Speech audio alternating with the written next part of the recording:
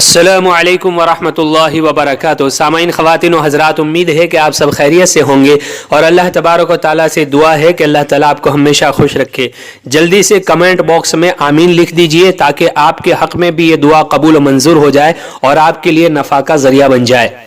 رزق کی تنگی کی وجہ سے ہر کوئی پریشان ہوتا ہے، مہنگائی بڑھتی چلی جا رہی ہے، ضرورتیں پوری نہیں ہو رہی ہے، آمدنی کم ہے اور رزق کی تنگی کی وجہ سے ساری ضرورتیں پوری نہیں ہوتی ہے۔ تو آج کا یہ قرآنی عمل اگر آپ اپنی زندگی کا معمول بنا لیتے ہیں تو اللہ تعالیٰ اس کی برکت سے آپ کی رزق کی تنگی کو دور کر دے گا اور اپنے خزانہ غیب سے آپ کی ضرورتوں کو پورا کرنے کا انتظام فرمائے گا۔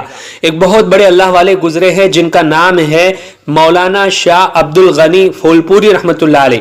وہ فرماتے ہیں کہ حضرت حاجی امداد اللہ مکی رحمۃ اللہ علیہ سے منقول ہے کہ جو شخص صبح کی نماز کے بعد 70 مرتبہ پابندی کے ساتھ یہ آیت کریمہ پڑھنے کا وظیفہ بنا لے تو اللہ تعالیٰ رزق کی تنگی سے محفوظ فرمائے گا۔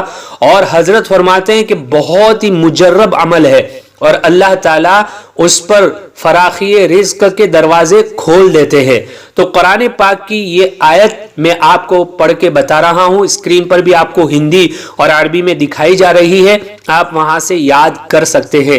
معارف القرآن میں یہ بات لکھی ہوئی ہے۔ قرآن پاک کی وہ آیت ہے، اعوذ باللہ من الشیطان الرجیم، بسم اللہ الرحمن الرحیم، اللہ لطیف بعبادہ یرزق من یشاء وہو القوی العزیز۔